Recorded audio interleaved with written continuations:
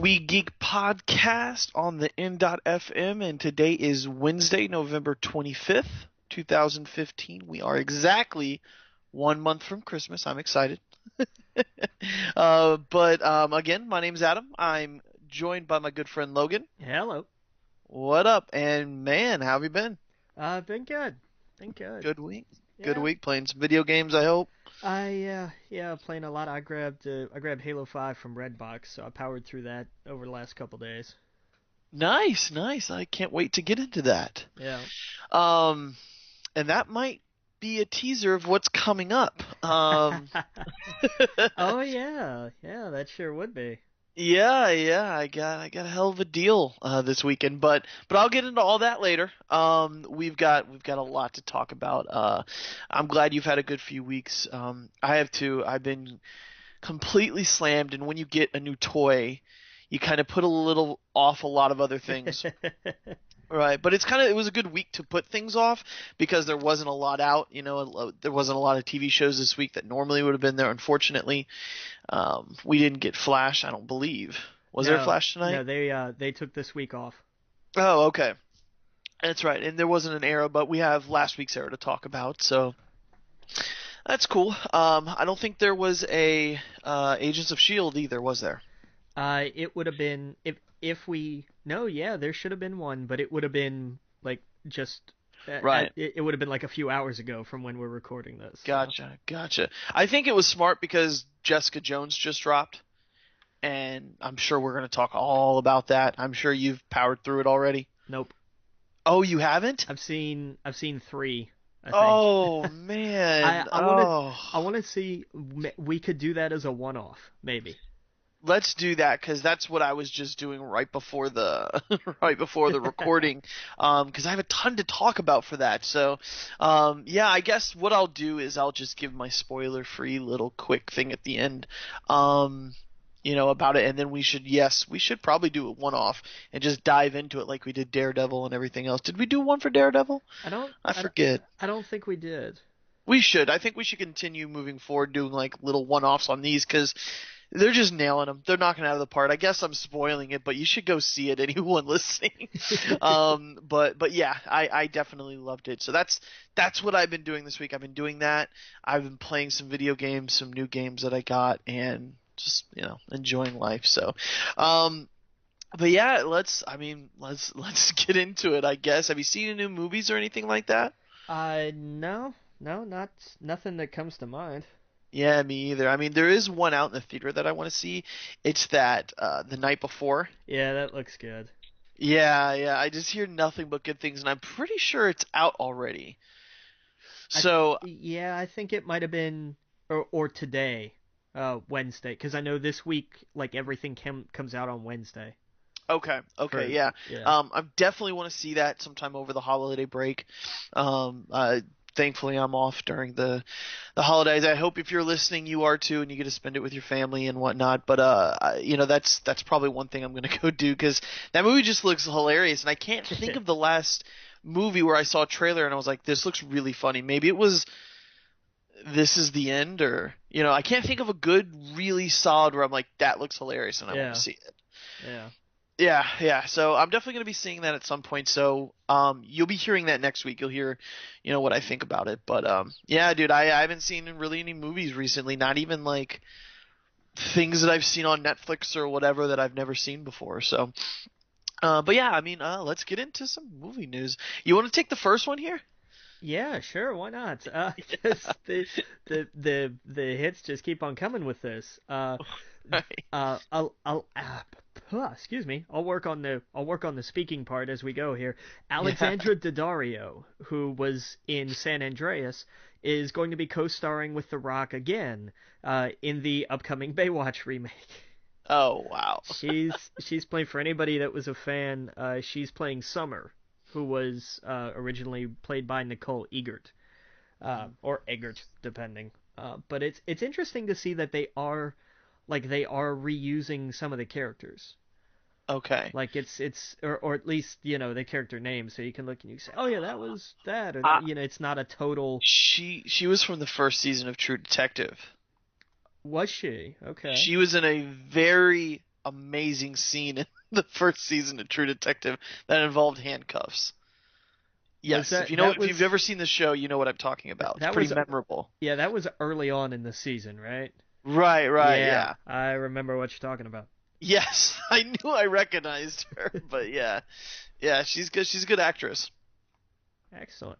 Yep. Well, Yeah, I'm no, a, I could totally see her playing Baywatch. like Um, everything they announce for this, it just keeps being like, you know what, this movie may not suck. I yeah, don't. no, no doubt, no doubt. It's, I mean, when you get The Rock, it's gonna put butts in the seats. That's kind of just a guarantee at this point. But they're actually getting some good talent in it, you know. Some recognizable faces. When I googled her and I saw her face, I was like, oh, I remember that girl. Yeah. Um, but it's That's why good. you went to Google. We know. Yeah. Well, yeah. I mean, it sounded familiar. And then I looked it up. I was like, yep, that's that. And she was in San Andreas as well. So Yeah. yeah. This one, Um. I'll let you take the next one. Uh. Okay. Oh wow. So I didn't see this. My Little Pony feature-length animated film coming November 3rd, 2017. This is a no-brainer. Yeah, right. I'm amazed it took them this long, really. Yeah. Exactly. Um. I guess they were still trying to get over the one that had Danny DeVito in it. Yeah. Yeah. Wait. What? You don't remember that? No. Oh, you gotta go find that. Oh, it's classic. Wait. There's already been a My Little Pony film. Yeah. Oh, I didn't know that. Oh yeah. Yeah, DeVito played like some little, I forget, Grundle or Grumple or something. He was like some little evil king or something. I don't remember, but it was I Well, don't yeah, I remember that it was hysterical. I do remember yeah. that.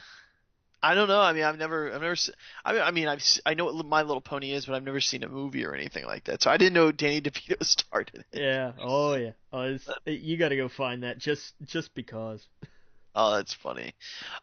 Quick question though: the Alexandria? Did she play the mom or the daughter in San Andreas? I couldn't tell you because I haven't seen it. Oh, okay. I'm I trying to don't. think. I I would. think she was the mom. I think she was the mom. Right. Okay. She's gorgeous. She looks really young too, so that's the thing. I'm trying to, yeah. But anyway, all right. So yeah, she definitely was the mom. That's right. Okay.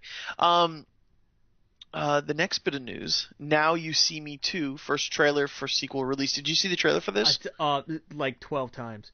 I didn't see it. You didn't. Tell me about it. Oh man, it's the same four. They're back, and Mark Ruffalo is back, and Michael Caine, like the entire cast actually from the original, pretty much is back, which Hmm. is interesting, and it doesn't really tell you much plot wise, but just hey, these guys and it's magic, and the end of the trailer is great because it introduces Daniel Radcliffe is going to be in this movie, Oh wow, and Harry Potter himself, huh? and That's he right. I remember that. and he's trying to do like a simple card vanish, and he can't do it. I love that Harry Potter sucks at magic now. Like I love it. That's great. So what is he like? He's obviously not a good magician if he doesn't know how to do a simple card trick. Yeah, I mean he's in the trailer for all of like 4 seconds, Oh, like okay. right at the Okay. end. It's a fun trailer. Like I said, it tells you pretty much nothing about the story. It's just like, hey, we're back and cut. You know, Yeah. that's kind of Yeah, it. yeah, that was I mean, that was a Redbox movie that I got one night, and me and my friend sat down and watched it, and I don't know, she liked it, I liked it. It was okay. I never really was that excited about the first one, but I love that movie. I'm so when I heard they were doing a sequel, I got so hyped. I love it. yeah, it's a great cast, definitely. Yeah, I'm looking at the picture now, and Daniel Radcliffe in there. That's funny. That's cool. That's cool. Yeah, I'll definitely be seeing that. Now this one, you can take the next bit of news. I couldn't. I can only wonder.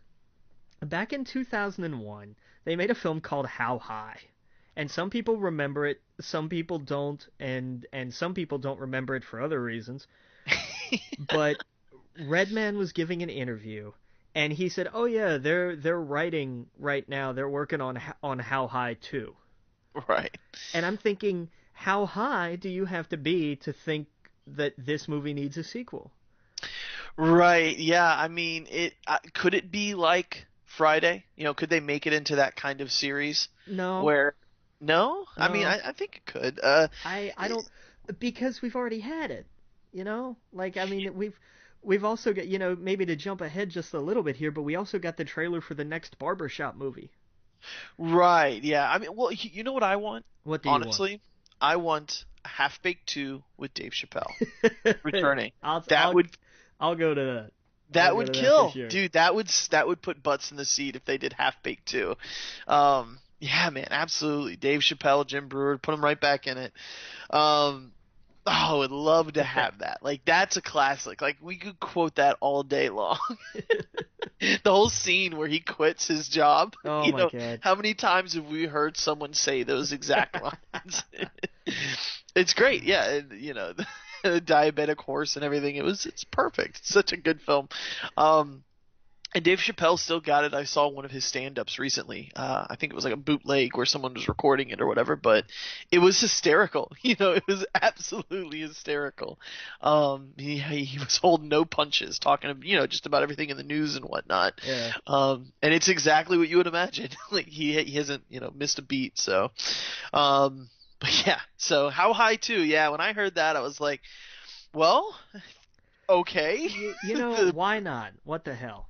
Right. Go for it. Exactly. Let's see what happens. And it might be one of those cases where it just it pushed, he said it just because he wants to get it made. Could There be. might not even be anything behind it, I'm thinking. Could be.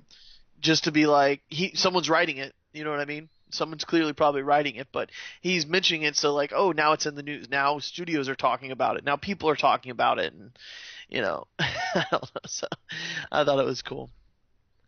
All right. Let's see here.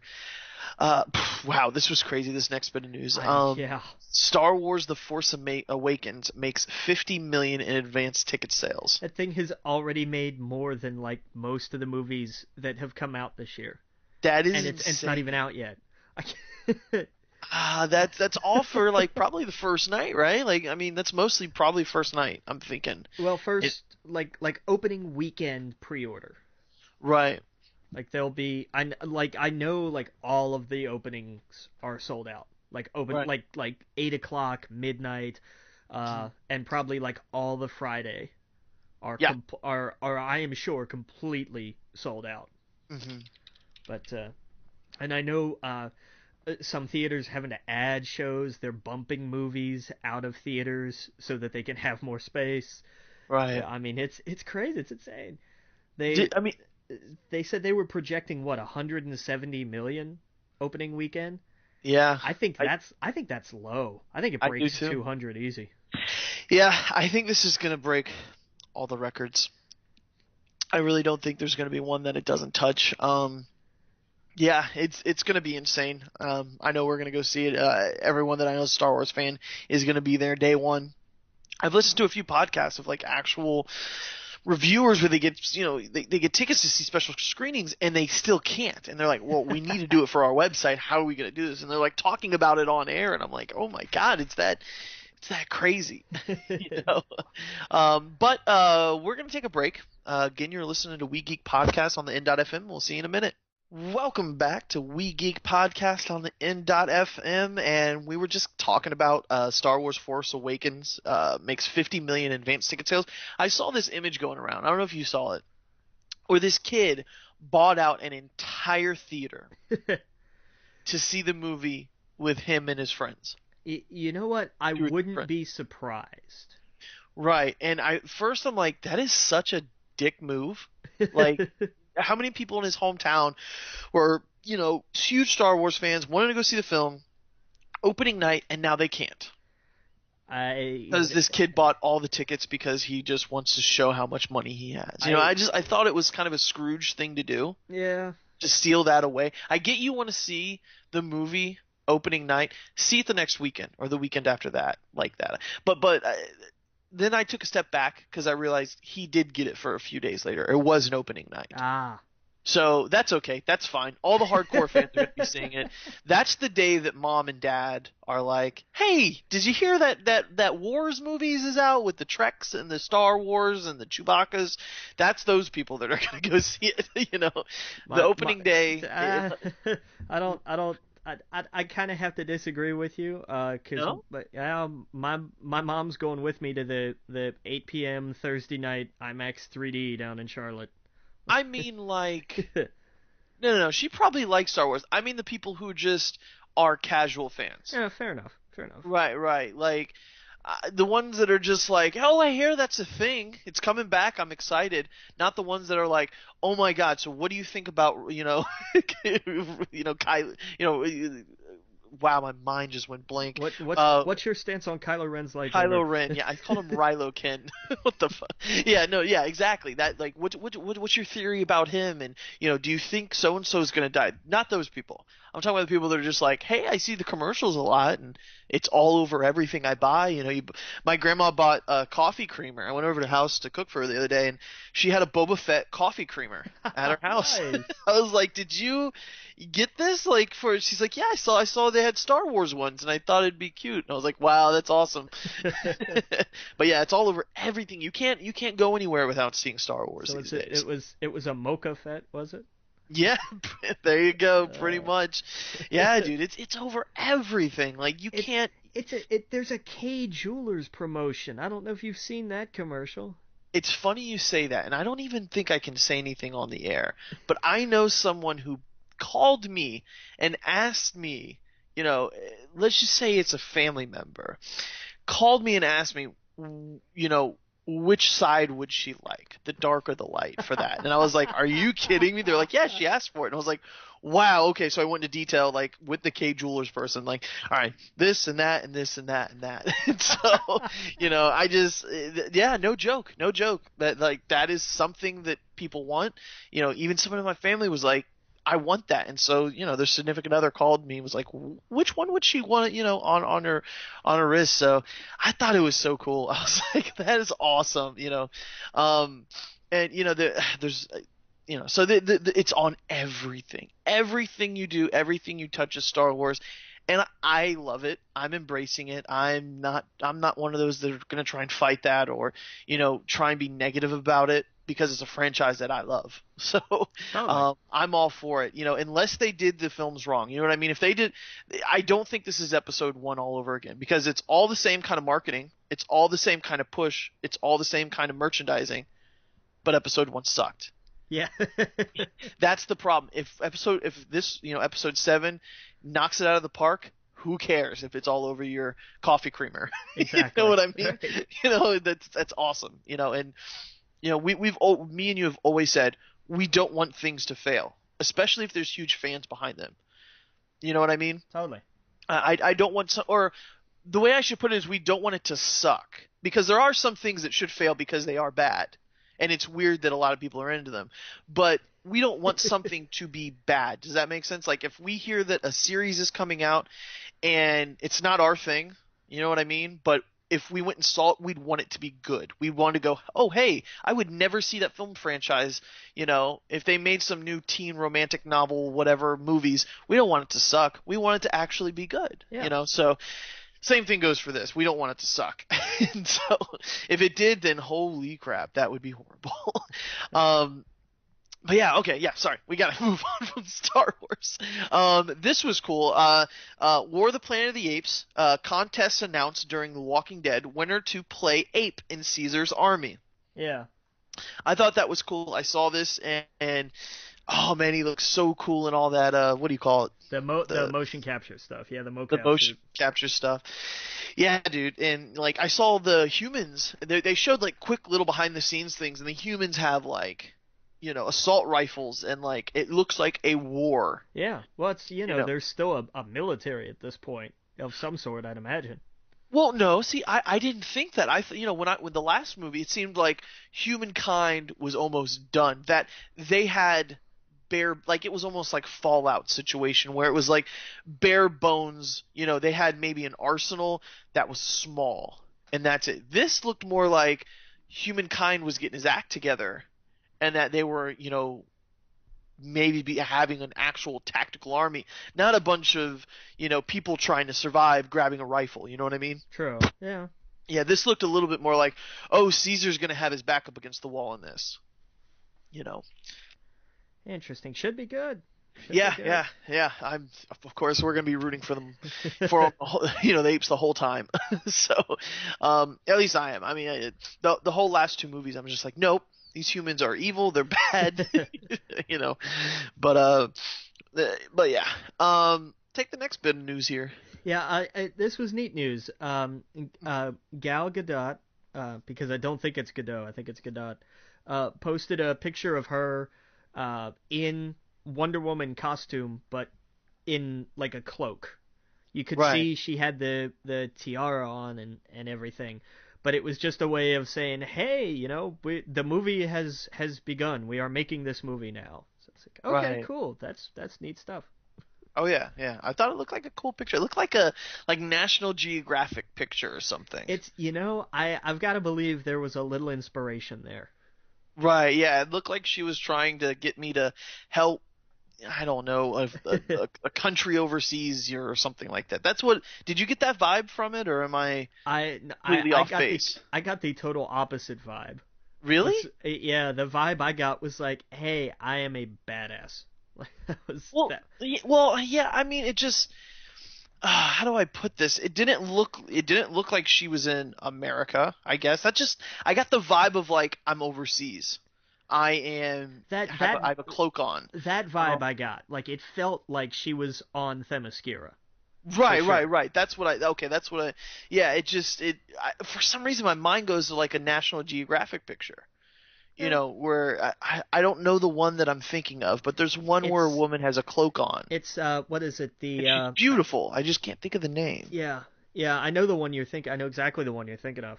Right. So yeah, I know. I thought it was cool. I thought it was awesome. And then of course you see under the hood, you see her gear, and she's trying to stay hidden from it, and she's got her fist up, and it's gonna be good. I think it's gonna be good. Yeah, DC. Yeah, I can't wait. Yeah, we'll see. I remain a skeptic on these until I see them. Yeah, yeah. I mean, the stills from her stuff, to me, it looks so much better than Suicide Squad stills were. But then again, I enjoyed the trailer of Suicide Squad. Stills I thought were horrible. Remember, we were talking about how it looked like a show that Fox was trying to put together. You know what I mean? Like to come on after Gotham or whatever. But the trailer was a lot better. Totally. Let's see here. Oh, we got some Riddick news. You take it. This was interesting because this came out of like nowhere. I mean, Vin Diesel's been on a roll lately. He's talked about the Fast and Furious spinoff and how that's gonna all move forward. Now he's saying they're starting the writing process on a new Chronicles of Riddick film. They're gonna call it Furia, after I think that was where he was from, right? I think that was Riddick's home. Yes, if I remember right. And he also announced a TV project called Merc City, MERC. And it's supposed to focus on the mercenaries and the bounty hunters that inhabit the Riddick universe. Oh wow! Yeah, that sounds cool. That would be interesting. Yeah, no, I'm totally down. I loved the first. Well, it wasn't the first one. Pitch Black was okay.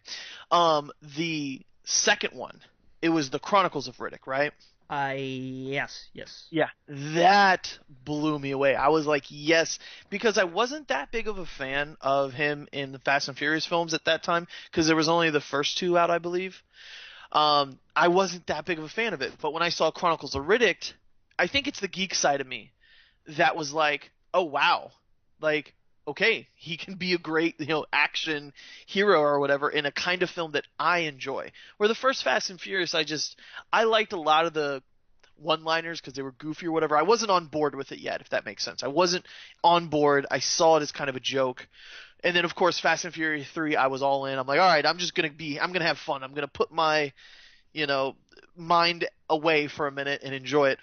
But the Chronicles of Riddick, I really enjoyed it. I was like, he's a badass, especially that end scene where he sits down and it's just like, Okay, Vin Diesel clearly plays a lot of video games because this is exactly a video game movie. Totally. It is verbatim God of War and all those other kind of video games.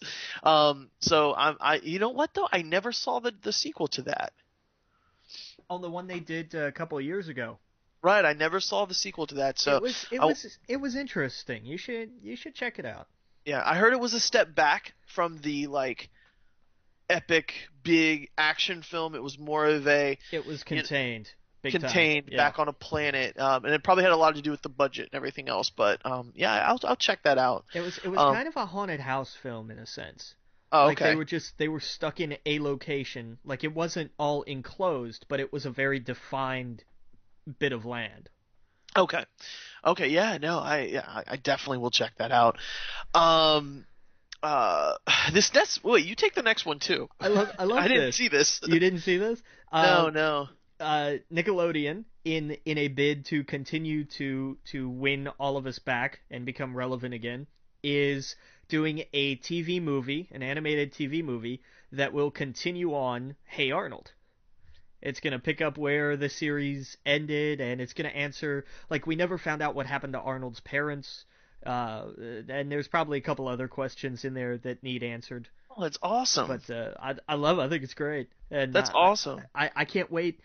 Like these, as they keep going, as they keep doing more with this, Mhm. if our generation, if the people listening to this podcast get their butts in gear, the response should be huge, and it Oh should yeah. inspire Nickelodeon to make more of it. And also, again, and I think I may have said this one time before.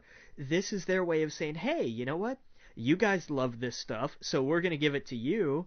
But also, most of you guys probably have kids now, 4 or 5 years old, maybe a little older. Yep. You Oh can yeah. you can say, hey, look, this stuff was really cool, and now it's back. So it's generational. I love it. It's great. Right, right. Oh yeah, and like, people our age that have kids, it's something that's tolerable that can be on the TV where you're doing something around the house, you're taking care of whatever, they're watching TV, and you look over and you're like, "Oh, wow, I remember that," or "Oh, I remember that kid," or you can sit on the couch and enjoy it with them, where it's not Mickey Mouse and Minnie Mouse and stuff that you just totally kind of not was nowhere near our generation. But Right. it's like, oh, okay, I remember that. Like I remember hanging out with my friend and her kids, and they were watching Ninja Turtles or something like that, and they were hinting at all their old things like Cowabunga Dude and stuff like that, and I was like, Nice. that's awesome. But hey, we're gonna take a break. We'll be right back. Again, you're listening to We Geek Podcast on N.FM. See you in a minute. Welcome back to We Geek Podcast on the N.FM, and man, during our break, me and Logan watched a trailer, and it was amazing. It's the Civil War trailer, the first Marvel trailer, uh, Captain America: Civil War, the first trailer for it. Man, I can't even talk. It was so good. Jeez, oh man, my favorite part of the whole thing is when he says. And by the way, if it's just a trailer, so we're going to spoil the trailer. Sorry about that. Go watch the trailer if you haven't seen it. But the part where he says, "Sorry, Tony," something like along the lines of, "He's my friend," and Tony goes, "I was too." And then So that was whole I. fight, Yeah. that throwing God. around the Oh, shield, and them just in sync, complete in sync. The Winter Soldier and Captain America taking on Iron Man. Oh my God, just goosebumps. ah. We got to see where the lines are drawn. We Yeah. got to see, it's going to be it's Tony and Rhodey and Black Widow and Black Panther, who we did get to see a couple glimpses Yes. of. Oh Uh, yeah. and Team Cap is of course Cap, Bucky, Falcon, and Scarlet Witch, which I thought was interesting. Yes. When we didn't see Iron Man or Ant Man. We know he is, pardon me, he is in it, but we didn't see him anywhere. Yeah. No Spider-Man sighting. No, no, and I Wasn't think there? that's good. Yeah, yeah, All the fanfare about having all these people in it. The trailer was about, it was about Captain America. It was about Tony Stark. It only showed really the close personal relationships. I like that they had Natasha in there, and she was a big part of it. And she was, the back and forth between them. Like, is this what you want to do? Are you sure? I can't. I forget now because it's all blurred. But you could tell she's like, are you going to do this? You know, and it's Captain America, you know, basically like backs against the wall here. I have to do this. I have to stand up for my friend. You know, he's my friend. I don't know. I just that last scene where they're just tossing the shield around, just like it just looks so fluid. Yeah. I really don't think there is anyone else that has portrayed a comic book character any better than Chris Evans has Captain America. One could argue Hugh Jackman as Yes, Wolverine. oh, absolutely. That would be the only other guy I would think of. But I don't know. Yeah, it just now when I think of Captain America, that's all I think of is Sure. Chris Evans. Yeah. Even when I read the comic books, even the ones, of course, before the movie came out, I think, well, that looks weird. He looks weird. He doesn't look like Chris Evans. I don't like it. I'm like, it looks awkward. You know, we read Alias. It just came off as like that's not the Captain America that I know, and I know that sounds ridiculous, but he's just, oh man, he steals it. That, you know, he just. Oh God, I'm sorry. I'm gushing like a fanboy here, but that was an exciting trailer. That really got me pumped. It's an awesome trailer. It really is. Yeah, I can't wait to see more of that. And the shots with Tony, you know, and the War Machine, you know, looking like he was just destroyed in a battle. Yeah. You know, you could tell this is hurt. This is going to be the catalyst for the next. What do they call it? You know how you had the first. There was the first was generation. No, it wasn't generation. It was the first phase. That's what it's called. Yeah, okay, that's what you're looking for. Yeah. This is the third phase. You could tell this is the catalyst for the third phase. I think. Exactly. Is this the beginning of the third phase? Yes. Yeah, I think Ant-Man was the last one of that phase. You could tell this is where it's all going to branch off.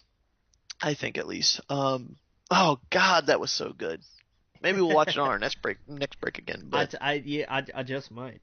yeah, I definitely kind of want to break it down. It was, that was good. It was great with Tony coming out of the elevator, you know, Yes. prying the doors open. Cap, you look a little defensive. Yeah, Been a long day. Like. Oh yeah, and I like that it's not straight out of the comic book. It's a lot of, you can tell from the trailer, it's a lot of the themes. Yeah. Oh yeah. It's there's an issue, there's a big issue, the sides are drawn. That's all you really need, and you can make a good movie out of that. Yeah. You know, if this is as good as I think it's going to be, this is, if it is, I'm just saying if it is, this will probably be my favorite of the Marvel like trilogies, basically. You're gonna have your Thor, 3 of them. You're gonna have the Captain, 3 of them. Your Iron Man, you have 3 of them. I think really I'm gravitating towards Captain America. But yeah, man. All right, so that was fun. I don't even smoke and I need a cigarette. For real, where were we even at? We were talking about Hey Arnold. Did you see the picture going around of the voice actor of Hey Arnold? Yeah. Yeah, like a bunch of people think he's super hot, and the dude's a straight up model. He's got like that like, what do you call it? Like, what's that look? That like Axeman look with the beard and long hair or whatever that's really trendy right now, which looks cool. I had no idea the dude looked like that. But I imagine the girls are swooning over him just like I am with what's her name? Tara Strong? Yeah. That's it. Yeah.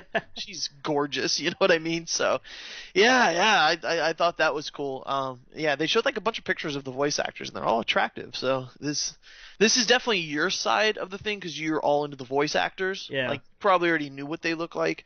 I had no idea until it's been going around the internet for the last day or two. But I thought that was cool. We got a bit of weird news after this.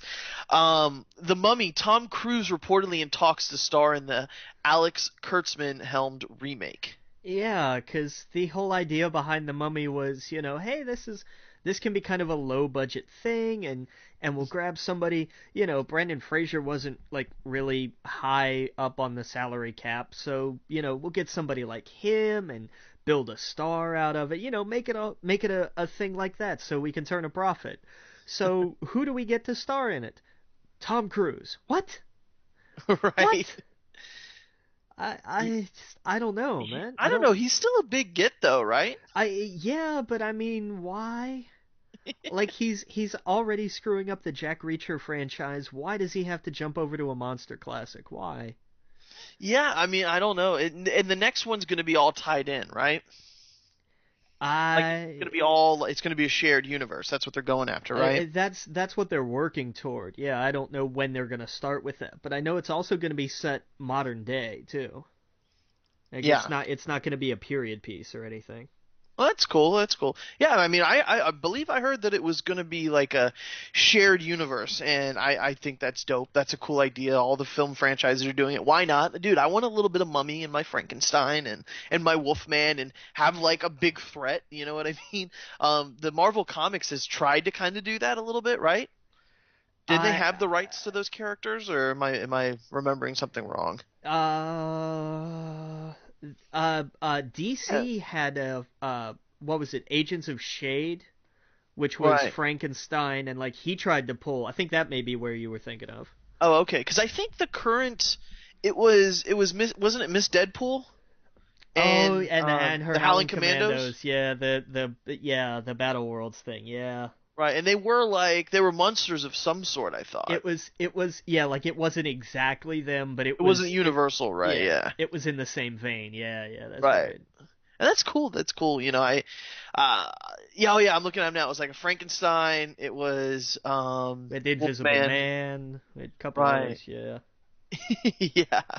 Oh man. Oh man. Sorry, I'm still a little sidetracked here. It's all right. Taken back. But yeah, man. Mummy. Yep. That. I mean, have you ever been to the Universal ride? Not no, I haven't been to Universal in ever. Like I Oh, think I you was there when I never was been there? maybe like when I was 4. Like it has Oh. been a long time. Oh yeah. If you come back to Orlando, which I'm sure at some point you will, you definitely need to go check that place out. Especially with the Harry Potter stuff, man. You would love it. Get Yeah, some butterbeer and stuff. yeah. But yeah, I actually rode that ride before it came out. Someone got our family passes to go test it or whatever, Nice. and I remember being afraid, like, wait, so we're like the test dummies? But yeah, it's cool. Like they sit you back and the whole ceiling is lit up on fire. And it's like you never see any of that in real life where a whole ceiling is on fire in front of you and you're like, this is really creepy. Like in real life, if you saw that, you'd be afraid it would fall on you, Yeah. like it would start breaking up. But I don't know, it's a good ride. So anyway, Nice. um, let's see here. Let's move on. We got Doctor Strange. Marvel announces production has begun on Phase 3 film.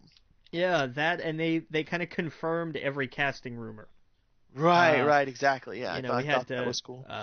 Chiwetel Ejiofor as Baron Mordo, I think was who he was cast as. Tilda Swinton as the Ancient One. Yep. They did say Mads Mikkelsen from Hannibal is in the movie. They didn't Right. say who he was playing, but he is in the movie. Hmm. So Yeah, no, very I'm cool. excited. I've been really enjoying the comic, the Doctor Strange comic. Yeah, Like, boy, I'll tell you, they've grabbed the whole mystical thing and just run with it. yeah, exactly. There's a little Tony Stark in him, I think. I Yeah. think they're kind of putting that in a lot of the characters because they see that audiences are like, oh, we like the witty. The witty is good. Keep the witty, and so Well, they're injecting that. yeah, and Strange was kind of like that to begin with too. I Oh, think they're just kind of highlighting because he was sort of the Tony Stark of surgery, oh, basically. okay. And he had a lot of the same. I mean, he and Tony are very cut from the same cloth. Oh, okay. That's cool. That's cool. Yeah, no. That's definitely what rubbed off on me when I was reading. I was like, oh yeah, this is like it's kind of like Tony Stark of the dark arts. Yeah, pretty much. Yeah, so I thought that was cool. You take the next one. I hadn't heard this Nope. actually. This was news to me. Oh, okay. So we had Damien Chazelle, I hope I'm getting that right, has taken over the Neil Armstrong biopic because Clint Eastwood dropped out, Yep. and they're trying to bring Ryan Gosling in. That's interesting. Yeah, and you're not a fan of him, right? I just haven't seen like I'm waiting for him to impress me. Gotcha. I would love to see something of his and be like, wow, that was really good. I just haven't seen it yet. Right, you just sit during his movies and nod your head. Nope, not yet, Gosling. Yeah. Not yet, Yeah. not yet. Oh. Yeah, no, it was news to me too. When I read the article, I had no idea. I guess we talk about a Neil Armstrong biopic in production before? We might have mentioned it in passing at Right. one I'm point. surprised it hasn't happened yet. Yeah, you would think that it would have. I don't know. I hate to say you'd think it would have taken off by now because that's a really terrible joke, but it's. I Right. mean, it's due, Hmm. really. It's past due. Oh yeah. Oh yeah. I saw it wasn't Neil Armstrong, but it was Buzz Aldrin, who's a badass. I saw him, he was doing an interview, and some guy was getting in his face about not really landing on the moon. Punched him right in the face. Oh yeah, and Buzz, he's an old man now, and he's an old man in this interview, and he's like, "Who are you? Get out of my face!" And the guy kept, badgering him. He cocked back and punched him right in the nose, and he goes, "I'm gonna sue you," and he goes, "Good, do it. Try and prove it." I think he said something like that because he was yelling at the guy about landing on the moon, not being able to prove it or whatever. Nice, So. nice. Yeah, Yeah, Buzz. it was a funny video. Go YouTube it. Yeah, Buzz is a badass. He Yeah, really he is. is. He is. So yeah, man, I want to see films about that kind of generation, and it just surprising it hasn't, like you said, taken off. Yeah, I mean, we had Apollo 13 Yeah, already. Why not something about the first people on the moon?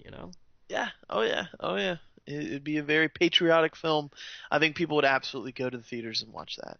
Done right, of course. Produced by Michael Bay. No. Yeah, No! no, no, no, no. And the moon explodes. The end. Yeah, exactly. We left who was in that movie again? Uh, Bruce uh, Willis. Yeah, we left Bruce Willis up on the moon. good. He's not an asteroid this time, but Yeah. but yeah, man. All right, well, we're gonna take a break.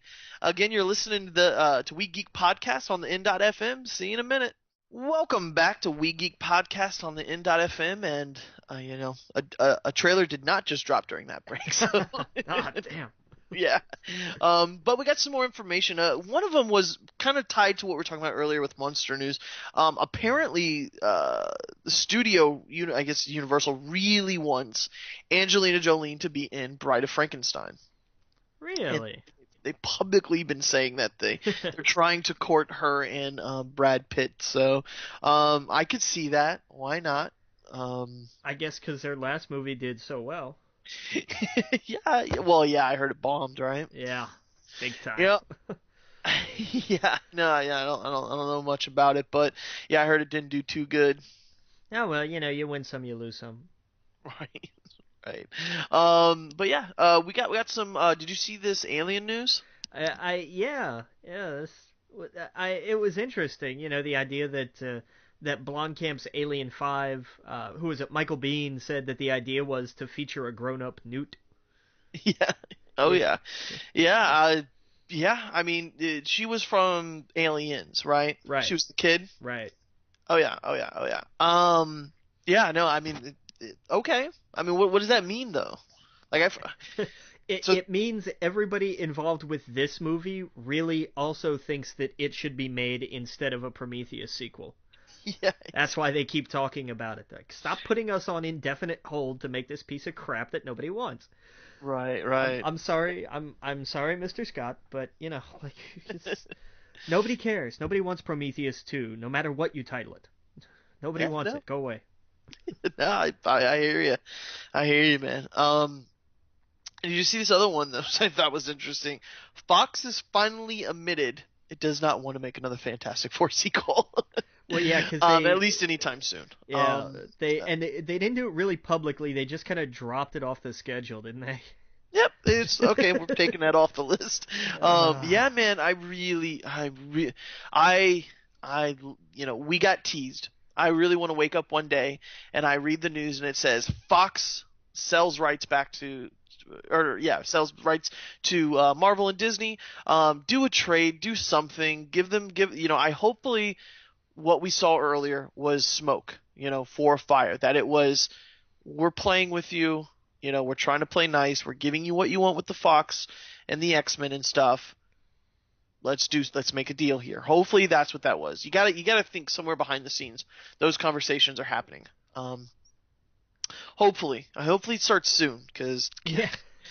yeah, I don't want to be, I'm sure we'll be excited when we're 40 years old, but I don't want to wait another 10 odd years to be excited about a Fantastic Four film, because who knows if I'll be excited about it then. But yeah, man. All right, well, we have talked more than enough about movies. Let's get into some TV news. DC Vertigo comic Unfollow, by Rob Williams. Jeez, I'm sorry. What? I'd say that'd be a hell of a thing, wouldn't it? It would. Oh man, may he rest in peace. By Rob Williams and Michael Dowling, being adapted into a TV or ABC show. Now, did you actually read this comic? I did not. I didn't even know, like, this was the first I'd heard of it. I don't know if I talked about it before, but I actually read this comic. I picked this up. It was referred to me, by the shop that I go to, and it was really good. It's to give you I don't even know that much about it. It's got like a Lost vibe. It's got like a what the hell's going on vibe. It's basically it's kind of almost like my mind just went blank. It's almost like Ready Player One, where basically in this world social media is everything. And hey, well, it actually is in this world. Same way. Where basically this guy who owns the biggest social media site, conglomerate, whatever, it comes up with a contest. And he gets like, I forget how many people on an island, social media wise. Big social media people, and a few of them are kind of like unknown people. I forget exactly how the contest works, like if they were selected or if they had to put like they had to tweet something and they were basically chosen. 147 people were chosen. I think that's what it was, because isn't that what Twitter is? 147 characters. 140. 140 characters. Okay. That's how many characters are in this. They put them on an island, and basically it's like survival. They have to kill each other or something like that. So it's like Ready Player One meets Games. Yeah, pretty much. Pretty much, yeah. And so it's a big mystery. It's a big, whatever. Go read it. It's good. My mind's going blank on it right now, but that's pretty much sums up what it was about. It didn't get too much into it. It started out kind of crazy, like it's this guy chasing someone down, and he's like, "Sorry, there's only 140 characters," and he kills him. And so, yeah, exactly. And he calls somebody. He's like, "It's done. It's ready to go," and it basically starts it off. So, yeah, I mean, when I was reading it, I was like, this could easily be a show or a TV. I could totally see them picking this up, and it looks like they did. They didn't waste any time. ABC's surprising, though, because that's, they're more of a family.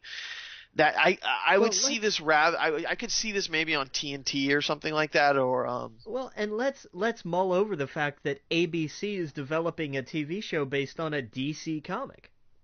Right? Oh yeah. How about that? That is odd, right? It's DC Vertigo, so okay. I guess after they developed one for Marvel that wasn't technically based on a comic, they decided that the well had run dry. I mean, what the hell? Wait, what do you mean? Well, they got Agents of S.H.I.E.L.D. That was kind of where I was going with that. Oh, okay. Well, no. It was a big sarcastic thing. It's all right. Oh, okay. Sorry. Yeah, I wasn't following. I'm like, wait, that's doing good, but I guess I misunderstood you. So yeah, yeah. No problem. It's late. It's okay. It's all right. Yeah, no, it is late. Oh man, I can't wait because tomorrow's kind of my Friday, so I get 3 days off, and it's Thanksgiving. I'm gonna be lazy. I'm going to play some video games. I can't wait, dude. Yeah. So this next bit of news you take, because I saw you post this. Yeah. The Soup is finally going to end. I didn't even know it was still on. It was. Dude, when I was a kid, I loved it because it was saying everything I was thinking, like making fun of celebrities and how dumb TV shows and how dumb the people that watch them are, and just how like it was basically it became a show of how many bad things can we call the Kardashians? How many times can we rip them apart and just put it out there that this is just horrible garbage? And I thought I could relate to that because I feel the same way. Yeah. Like, it basically just took those reality shows and just tore them apart. I thought it was good. But I mean, I'm surprised it's going away though. Like that, I thought that was doing good for them. 12 years, man.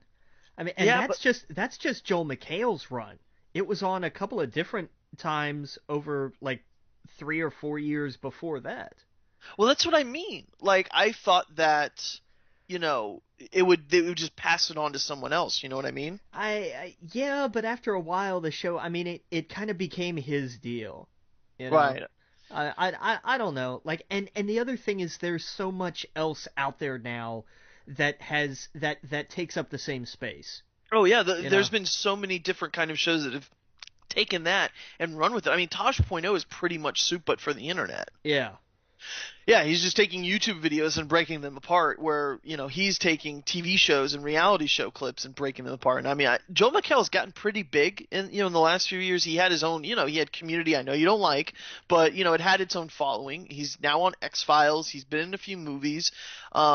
He's kind of on that cusp of Hollywood's like, wait, can he be a big actor, or is he just going to be like, oh, I know that guy's face? Yeah. You know? And, At least and, that's kind of how I see it. I like Joel McHale, so I'm not trying to, I just, he's big. That's what I'm trying to say. He's big now, so I could totally see him going, I've been doing this, like you said, for 12 years. It's time I move on. It's time I start doing other things, and so I'm happy for him. He's going to be on the X-Files. I think it might be a little distracting, but I don't know. So, did you ever like The Soup, or? I watched it from time to time. Yeah. I don't know. It was just I just never flipped to the E network. Yeah, Like, me either. I never tried to avoid it, but I never sought it out. Like, it was just never. It wasn't in the realm of where I didn't even go past it when I was channel surfing. Like, it just wasn't in my range. I liked their where they had were they the ones that did behind the music and VH1. Is that VH1 then? Yeah. Okay, yeah. It was so I guess it was VH1 I was watching. Maybe they had documentaries on celebrities and stuff, and that's the stuff that I watched on E. Yeah, Probably. I can't think of anything on E that I actually was like, oh, this is on tonight. Yeah. I can't think of one thing actually. Yeah, I guess it was VH1 that I saw that other stuff on. Yeah. But yeah, hey, take the next one. I know you like this. This just because this is weird. TNA, which is the other wrestling company out there right now, they have had so many TV problems. They were on Spike forever, and then they rebranded to be Impact Wrestling instead of TNA Impact and whatever. Well, then they left Spike for any number of reasons. Take your pick. And they wound up on Destination America. And if you've never heard of that channel, you're right, because it's almost nowhere. I haven't. I think Bright House has it. Yeah, it's one of those things it. that it's on channels, but it's not in anybody's package. It's one of those weird ones that they're like, we'll stick it in the super elite bonus package because nobody cares anyway. Right, so they've been on there for I don't know, like a week or something. But so they're not going to come back on that. They're starting next January on the 5th on the Pop Network. Right, and that used to be TV Guide Network. It used to be named TV Guide Network. It actually still is the TV Guide Network. Oh wow! They still scroll the thing. Oh yeah. Oh. It's still there. They run reruns of soap operas and Celebrity Name Game. Why? What are they doing? Well, think about it this way, though. Everybody gets that channel. I mean, nobody watches it, but everybody gets it. Yeah, I can't think of that channel. I don't know. Do I get it? I've never heard of. I've heard of TV Guide Network, but flip next time you turn on your TV, flip through your channels. It's there. It's probably I guess because ever since I have Bright House, so ever since I've had them and they've had the digital cable, you just bring up Guide and you have the Guide. So I've never gone to the Guide channel. Exactly. Like nobody uses it, but everybody has it. It's going to be wrestling, and then you'll see the Guide below. Yeah. That is weird. You're telling me, man. That unfortunately sounds like the death of TNA wrestling. Well, I mean, they've been on life support for 3-4 years now at least. It sounds like they're dragging them out the door and they're clawing onto everything, and that sucks. Yeah. That's not the way to go. See, I could see it on, like you said, Spike or Sci-Fi Channel, but I guess that's WWE. Oh wait, WWE's leaving Sci-Fi Channel, isn't Right, it? but it's still Sci-Fi's still an NBC Universal network though. Yeah. So Okay. they're not gonna air, two different they you know, you're not Right. you're not gonna have your main draws competition because Raw is the highest rated thing on USA. Right. Oh wow, I didn't know that. Yeah. So That they're makes sense. It's yeah. got. So they're I guess. not gonna air their competitor on Sci-Fi. Yeah, yeah, no doubt, no doubt. But yeah, I mean Well, that's all it's right. Well, well, kind of actually, we're gonna take a break. We'll take a quick break. We'll be back. Again, you're listening to We Geek Podcast on the N.FM. See you in a minute.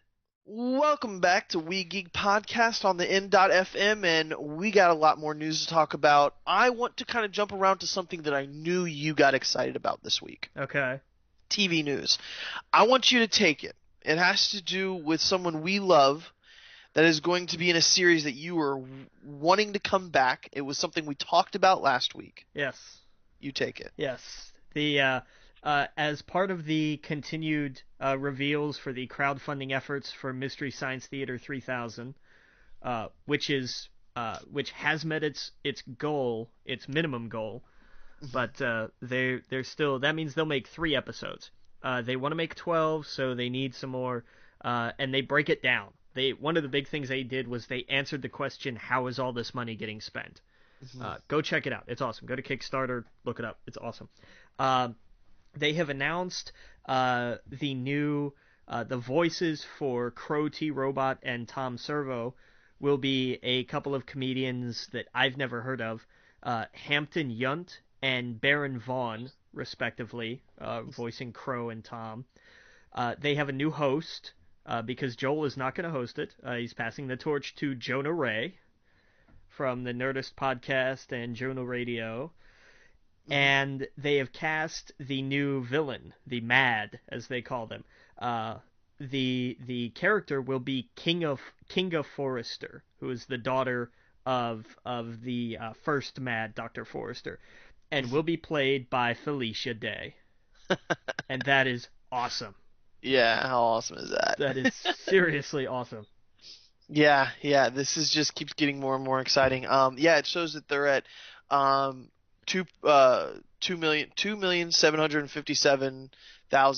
$2,757,660. If they get to 5.5 million, we'll get 12 episodes Right. instead of 3. So, I think that's going to happen. I don't think why not. I need to donate to that. I said I was going to. I haven't got around to it. I'm definitely going to pledge Go for to it. that. And for anybody that may not be familiar, Kickstarter doesn't take your money right away. It's not when you pledge, it's when the campaign is over. So Right. even if you're kind of on the fence, you're like, well, I don't know, I don't have it right now or whatever. It's not, it tells you what day it's over. So Right. if you have that money, then that's when they take it out at the end of the campaign. So that's Oh, yeah. I was, as soon as I saw the announcement, I was like, I'm there. Donate. Take all my money. Like, Oh yeah. I want And this. I want this made so bad. Oh yeah, oh yeah. And I think it's cool that Jonah Ray got it. Like I listen to the Nerds podcast and whatnot, and that's really cool. Yeah. I think that's super dope. But yeah, man, that's great news. I still got to get around to seeing it. I will. It's on my list of things to do. But yeah, I want to watch some of the old episodes. You gave me a list of, and I'm looking at it right now. So Yep. yeah, I gotta do it. I gotta do it. But I saw that and I was like, oh, Logan's gonna love this. Oh yeah, oh yeah. We got some more TV news here. Did you see the poster for the Game of Thrones? Yes, it's Jon Snow with blood on him. He looks like Jesus. Yeah, Maybe that's a sign. there is a little Passion of the Christ movie poster vibe to that. There really Right. is. And we all know how that story ended up. Yeah, he left. Yeah, yeah. He came back. So, I think they're just teasing it. I think we all know what's they're gonna playing happen. with us. They Yeah. so are. Yeah, and I thought it was interesting. He's not wearing the same thing he was when the last time we saw him. He didn't have blood on his face the last time we saw him either. So, I think that's No, interesting. he was just dead. Yeah, he was just dead. It was coming out the back of his head. So I thought this was cool. Oh, I can't wait. Oh man, I can't wait. April. I know. April. Yeah, not too far away. We're coming around the bend. So yeah. Now, I thought this trailer was super cool. I was excited. But we saw the trailer for Legends of Tomorrow. Yes. Yeah. Of course, it's the upcoming CW show. It's the third. Well, no, I guess it'd be the fourth one they have. Yeah. Technically, iZombie counts too. Technically fourth. Yeah, iZombie just isn't in the same, DC bubble that these other ones are. But yeah, dude, what'd you think of it? I love the trailer. Yeah. I hate how they keep teasing Batman and Superman, even though we know we are never going to see them at all. Yeah, no, I thought it was a cool line though. It was a great line. But, I thought it was dope, and once you mentioned it was Rory, I can't unsee him now. Yeah, I can't unsee him. I'm like, that's Rory, and it looks like Rory playing another character. That's what I see in my head. Yeah. But it's just so cool. It's so sci-fi. It makes me want another Star Trek back on TV. The way they get in the ship and they're like, I want to be a team, and that last line where he's like, I love the 70s. I was like, my buddy and fan of the show, Raphael would love that, because it was just, I love the 70s. It was just so ridiculous and cool at the same time. Yeah. And that's, I guess, how I would sum up the trailer. It was ridiculous and cool at the same time. Yeah. And there's just so much going on in it, and I can't wait to see more of that. And it's cool because, honestly, Arrow and Flash is getting super packed to the point where it's like, I want some of the characters to be pushed out, and I want new characters to come in. So this is perfect. This is like, hey, all of this, and it's not extra fat. It's like, here's all this extra stuff that's super cool that's not getting enough screen time. Put them in their own show, and now they're going to have cool sci-fi time travel adventures on board. Totally. And we're going to be able to introduce new characters into Arrow, new characters into Flash, that wouldn't have had screen time before, because it was just getting so packed. Yeah. Yeah. So yeah, man, who knows? Maybe one day we'll have 52 DC comic TV shows. Jesus. But yeah, all right. So moving ahead, you take the next one, because this one I know you loved. I love their Universal Cable Productions and Blumhouse Productions are shopping around a Tremors TV series reboot / sequel. Mm-hmm. And the thing that makes this different is that attached to executive produce and star is Kevin Bacon, reprising his role from the original film. That is a huge get, man. That is a huge get. Yeah, he just had his big old TV show over on Fox. I don't know if it was canceled or not. I don't know. I couldn't watch that show anymore, dude. I could not. It was just like, I see death all the time in shows, but that one was just, I didn't like it. I'm like, they're just killing good people. That's all the show was about, was just killing the good guys. I'm just like, I've had enough of this. More so than Game of Thrones, honestly. I'm just like, at least Game of Thrones, it pushes the story ahead. It's like someone's killed and things have to happen after that. And that show that he was in, it was like, someone's dead. Oh, they just showed it to show it. Yeah, that's a bummer. But yeah, so sorry, Tremors. So that's cool, man. He didn't die in the first one, I guess, obviously, if he's in the sequel, or in the, not sequel, but the reboot or whatnot. Yeah. Yeah, so that's cool, man. Yeah, TV show, movie, that's a franchise that will not die. No, by God, it will not. I'm sure there will be a match 3 game of it shortly. That's coming. But yeah, man, that's cool. Well, I guess let's just transition into video games since we're talking about it. Where do we start, man? Where do we start? I guess we'll start with the news that I actually just kind of brought up a few minutes ago. I thought was pretty cool. I guess in the Mass Effect Andromeda's trailer that they released, protagonist might have been named. I guess there was a name tag on it, and it showed either RYDER or RIDER. And it's just hints that, Ryder would be the name of the new protagonist, and that, you could be male or female with that name. A lot of hints that, because I guess in the trailer the song is Riders of the Sky by Johnny Cash. And Sally Ride which was she was the first American female in space, right? Right. Right. So it's poetic. They would do that. So I thought that was cool. Did you ever play the Mass Effect series? Very little. It was just kind of one, like, every time something about them came out, like the next one came out, or the collection came out, it was just kind of like I had something else going on. Right. So Yeah. No. Yeah. Exactly. Same here. Was not a series I got into. Apparently, it's a part of the Xbox One backwards compatibility. okay. Well, there So go my excuses. yeah. So if you have those, you can play them now.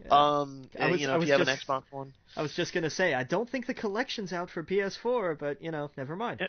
It wasn't, and I guess that's when I'll just say it now. So over the weekend. I've been talking about on the show. I wanted to get an Xbox One. I was gonna go to GameStop, get a deal where you get a free game. I forgot what else. You got some stuff, and it was around I think $350 for the one with the free game. I could get the terabyte, and it was around 300. I don't know. It was around 400 for the terabyte with a free game, Right. on top of whatever game came in whatever collection I got. So like if I got the I don't know. If I got the Assassin's Creed one, it came with Assassin's Creed. If I got the Halo one, it came with Halo and whatnot. But I was all ready to kind of do it, and then I went on Craigslist and I thought, well, let me see if maybe there's something here. I went on Craigslist and this guy was basically selling his Xbox One, looking to trade for either an iPad or a 3DS with games. And he stressed with games. He wanted games with it. He didn't have to go out and buy it. So I thought there's got to be something wrong with this. So I gave the guy a call, and he sounded really cool. And I with Craigslist, you could get some characters. It could end very badly. So it all. I think presentation's everything. You have to present yourself as a normal, sane person first and foremost before I'm ever even going to deal with you. So when I called him, I could tell he was nice, he was polite, and he told me the deal. He said, honestly, I have an Xbox Elite because as soon as that came out, I had to get it. 1 terabyte, the Elite controller. He's like, I really love my games. I take care of them. And I had this other one. It was the Halo collection bundle. And, I got it, and it's now sitting in my closet. I have no use for it. My son really wants a 3DS. I was going to go buy him one. And when I went to GameStop, they said they'd take $100 trade-in value for my Xbox One. And I thought, and what he told me was like, I thought, are you kidding me? So I figured I'd go on here, see what I could do. I sold him not sold him, but I traded him my nice 3DS with Pokemon, Donkey Kong, Mario, basically every game his kid wanted. And I thought it was a great deal. I thought I was, I'm getting a $400 system or $350 or whatever you want to say for the price of a 3DS and some games, that he could have easily went and got for cheaper, but, and he told me, he was like, he knew I was getting a deal. He's just like, us gamers got to look out for each other. Amen. Yeah. Amen. And so, he was nice. He was like, and he came over, he let me bring it inside. I had someone meet him, we met him outside. Someone was out there with him with my money and whatnot. And so I came inside, I plugged in. I wanted to make sure the Xbox wasn't, put on a, whatever you call it, list, like it's banned from Xbox Live and all that other stuff. So Right. I logged into it to my old account, set everything up, put in a game, the Halo collection they gave me, went online, everything worked beautifully. And I thought, there's good people out there.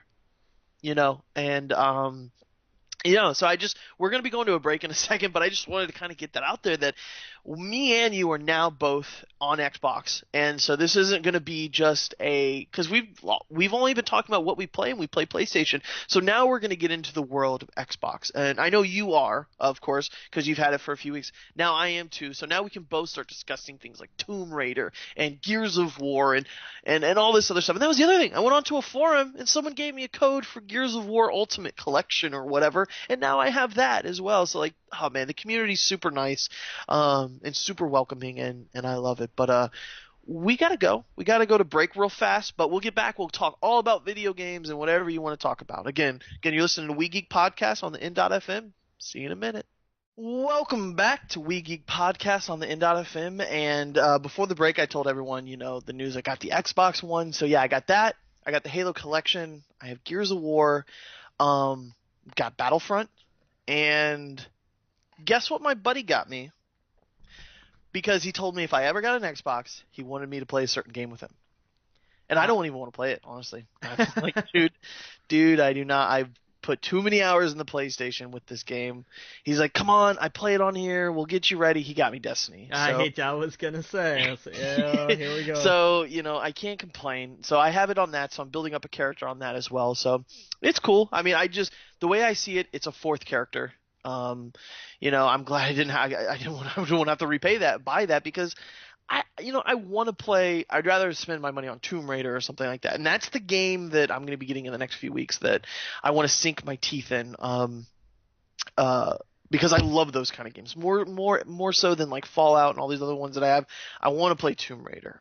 That's the one I'm most excited about. But in due time. So I can't wait to play some games with you on it too. I got to get a list of what you have so I can jump into. I have Gears.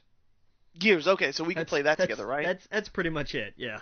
Right. Well, you have Ori, right? You have the bundle, right? The rare collection. Well, but I mean, you were talking about like multiplayer. Okay, gotcha. Yeah. Okay. Yeah. No. Let's jump into Gears then at some point. But yeah. All right. So let's get into some video game news. Let's see here. Okay. What was it? Oh, you take the first one here. Shall I? Okay. Yeah. Deus Ex: Mankind Divided. They've bumped the release date. It was the whole, we don't feel comfortable with a product that's not ready, blah, blah, blah. Okay, fine, whatever. Right. August 23rd, 2016. Basically, they went from one sweet spot, because nothing was coming out at the time frame, to the next sweet spot, where nothing's coming out in that time frame. Pretty much, yeah. Yeah, it's smart. If I was them, that's what I would have done too if it wasn't ready. And I don't want a game to come out if it's not ready. That's kind of something in the last few years that I've realized that I used to be like, oh, why is it being delayed again? Okay, let it be delayed. So yeah, that's not even what I'm really that excited about. What about you? I go back and forth on this series, because the last one was good. I never really played enough of it. Right. I think to really dive into it, but we'll see. I know this is a series that's got its following for sure, mm-hmm. But yeah. So we'll see. Hey, it's like we said earlier. We want it to be good for sure. Right. Yeah, totally. Valkyrie Chronicles. Sega announces Valkyrie Chronicles Remastered to launch in Japan on February 10th, 2016. No other region dates announced. Also announced spin-off title Valkyrie Azura Revolution to launch winter 2016 and will be more traditional RPG instead of tactical style. Yeah. Is this a series you used to play? No. This was another one. It falls kind of in the same line. I used to know a ton of people that were big into Valkyria Chronicles. Like this was their jam. They loved the hell out of this. Okay, cool. Yeah. Good, go for it. But yeah, I was not really a fan. Mm-hmm. But if there's enough demand, companies will listen. And I like that. I love the precedent that these things set when they say, well, enough fans are saying they want this, so we're gonna make it. No, that's kind of what ought to be the first rule of business, isn't it? Give the people what they want. Oh yeah. If they're willing to pay for it, then give it to them. Yeah, no doubt.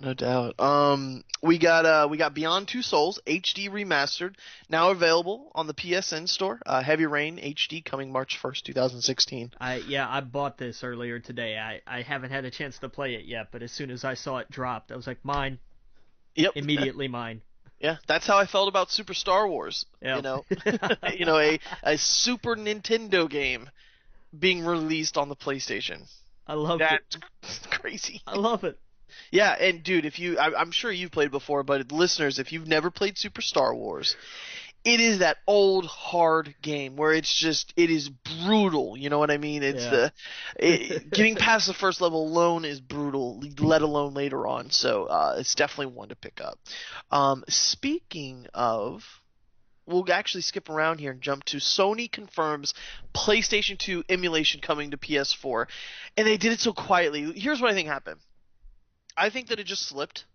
People figured out, wait a second, this bounty hunters game and the Pod Racer Revenge whatever game, and there was a few of them that comes with the Star Wars bundle, right? Yeah, with the deluxe edition PlayStation bundle. Yeah. Right. And they're PS2 games, except for Super Star Wars, which was Super Nintendo.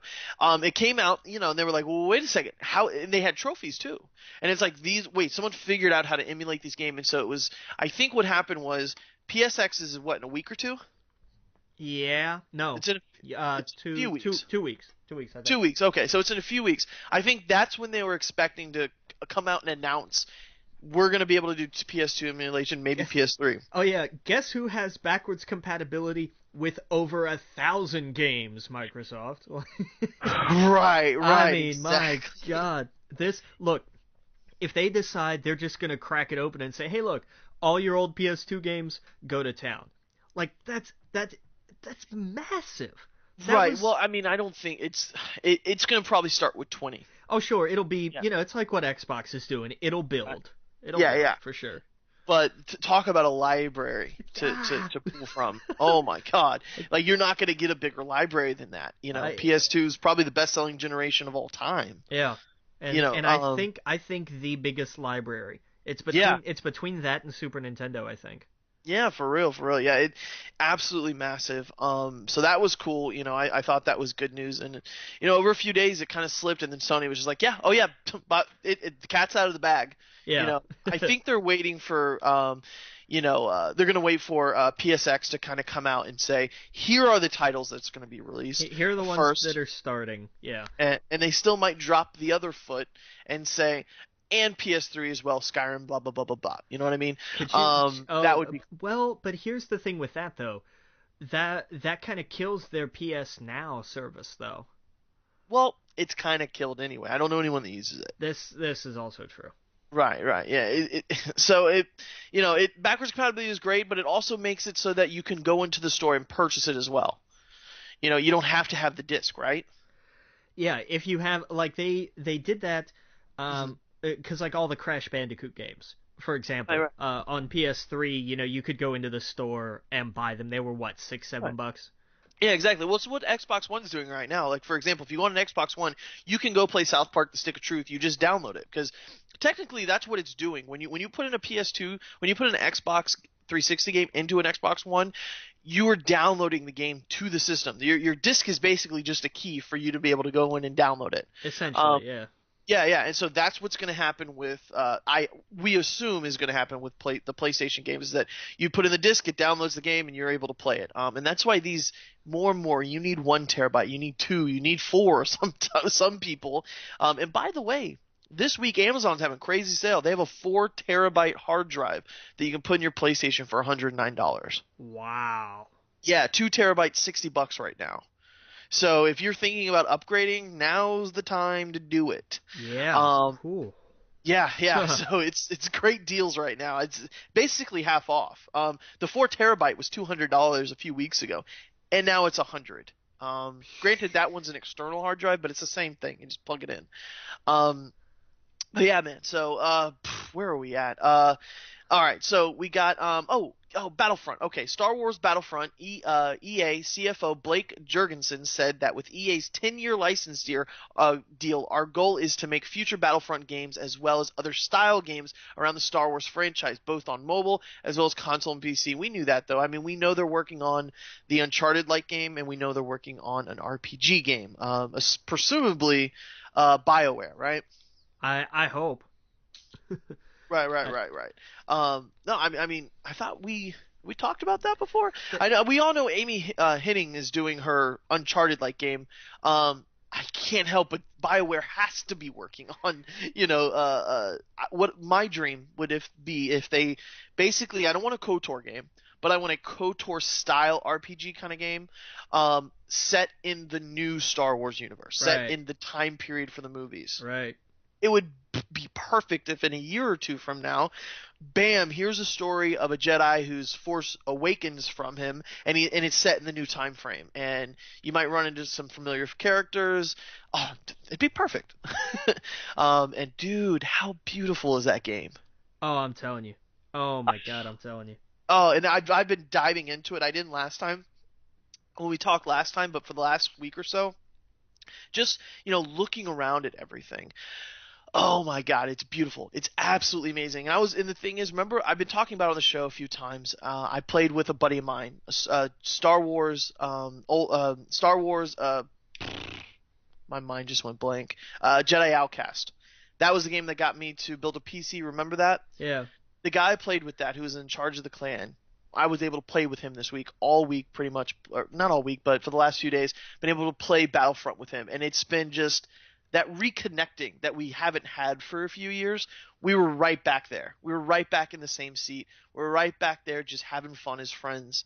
And it's been nice. It's been really cool. It's a really good bonding experience. But we got more news to talk about.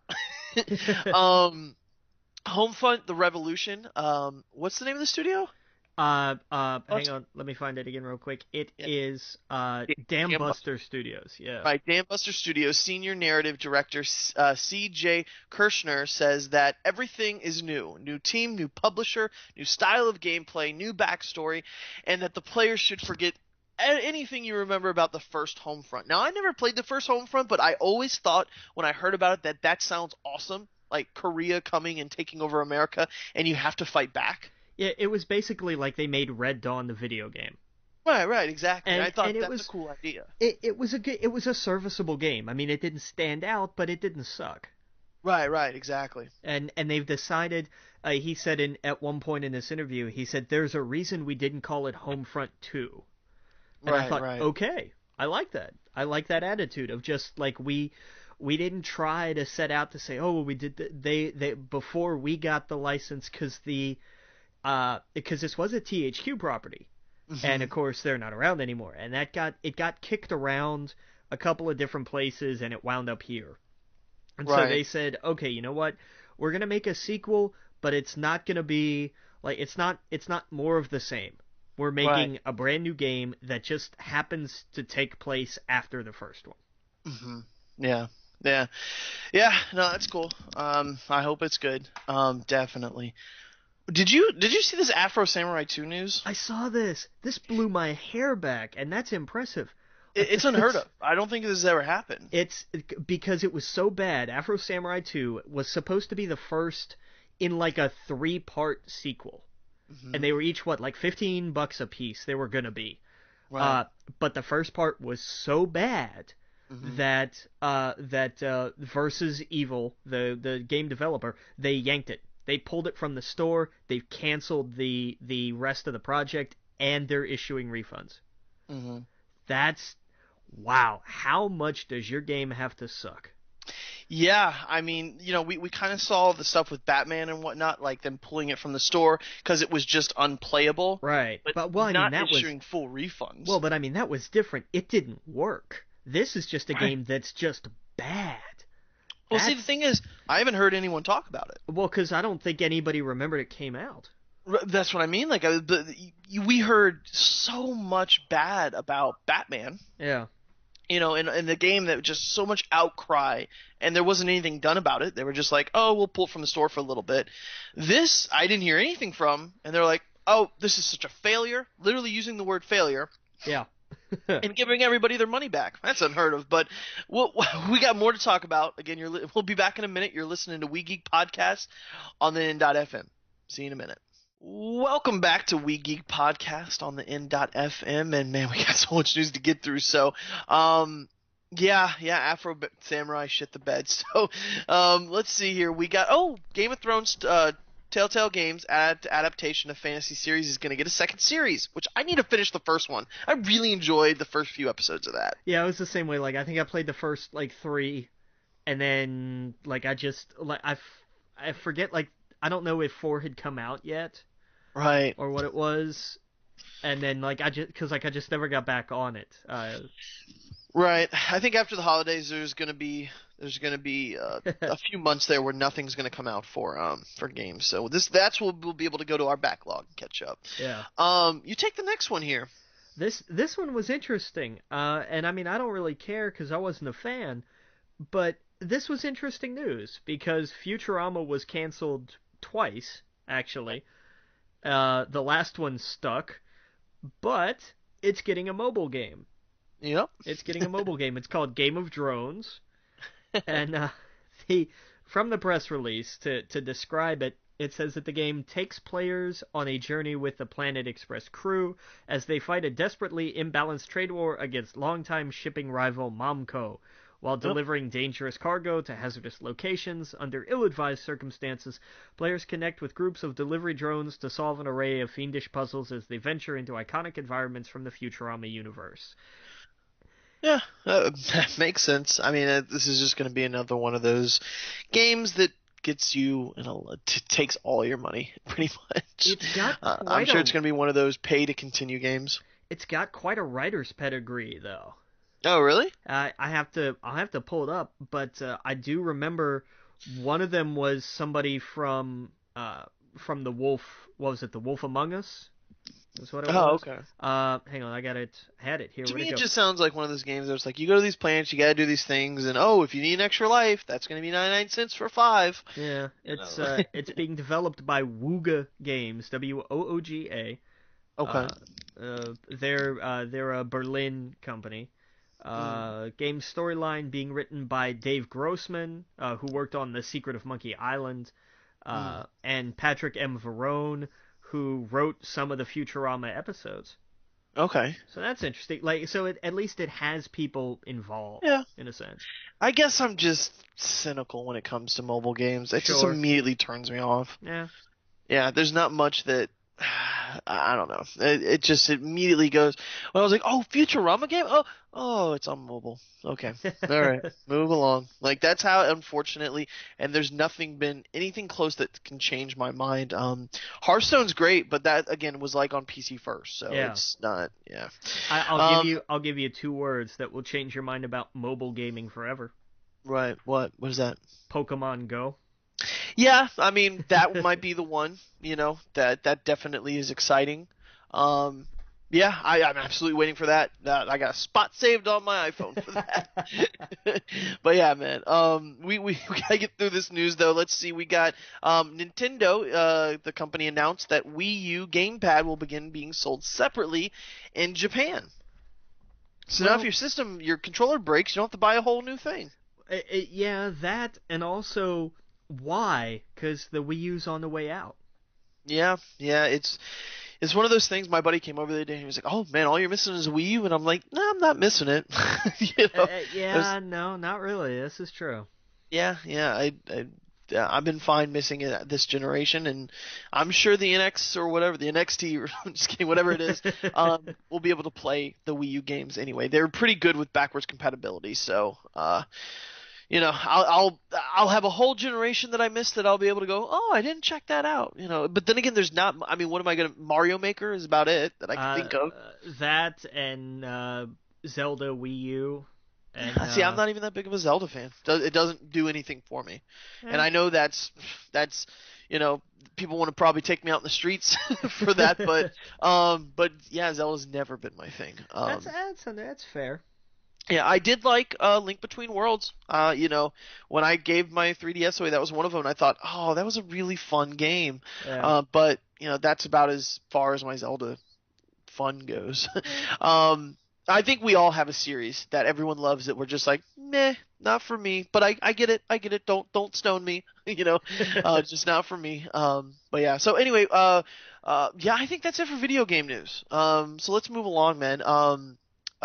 Comics. There wasn't really much comics news this week. We did read Alias. I read some other things as well. But let's get into Alias, man. So this was your pick. Yeah. Tell me about Alias. I love Alias. I remember.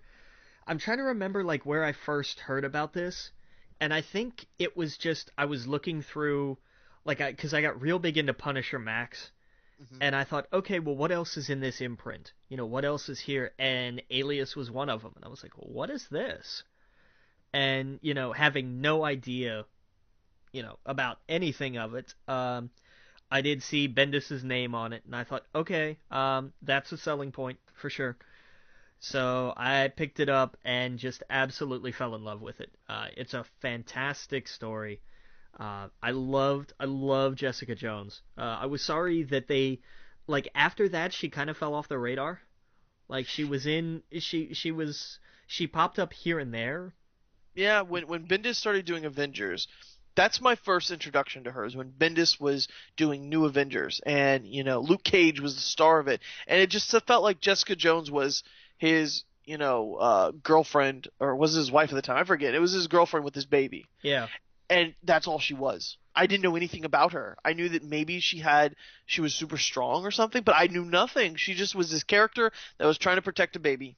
That's it. That's all I knew of her. Yeah. That's honestly all I knew of her until a few months ago, That's it. But yeah, go ahead, sorry. But no, I remember, like, because I remember this, this introduces. I love the first volume because the story in it is something that you would think, well, of course, why, of course this could happen. Oh yeah, yeah. And you can't talk about it in anything other than a Max imprint book for sure. Oh, no, yeah, no, totally. Like, I love, people give Brian Michael Bendis a bad rap, I think. I love his books, and people give him a bad rap because it's all dialogue. I honestly love that. Like, she sounds like a real person when you're reading it.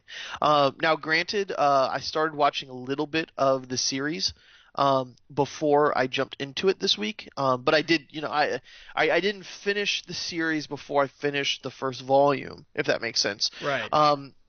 But it was like I saw everything they were pulling from. Like, there's just a lot of scenes where the way I can put it is, when you really know somebody, when you really get comfortable with them, you see them more as a person instead of a figure, if that makes sense. Like, you in this comic, you see her at her most vulnerable moments when she's going to the bathroom, little quiet moments when she's on her computer. It's these moments that you don't normally get in these kind of comics. When you're reading a superhero comic, you're not seeing them take a shit. You're seeing them punch people in the face with their costumes on, ready to be presented in front of everybody. And this, you get down to the nitty and gritty, and you get a real person.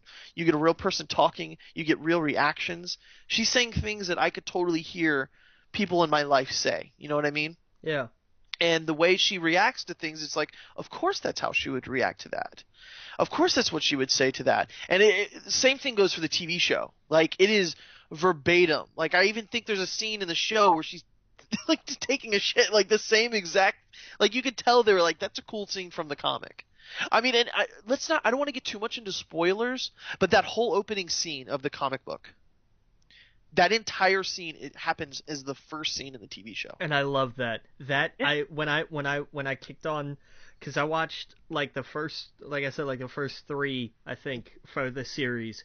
Right. Like, cut to, okay, here's the opening, and there's the door, and bang. And I saw that, and I thought, oh, I love these people. Oh yeah, I love verbatim. These people.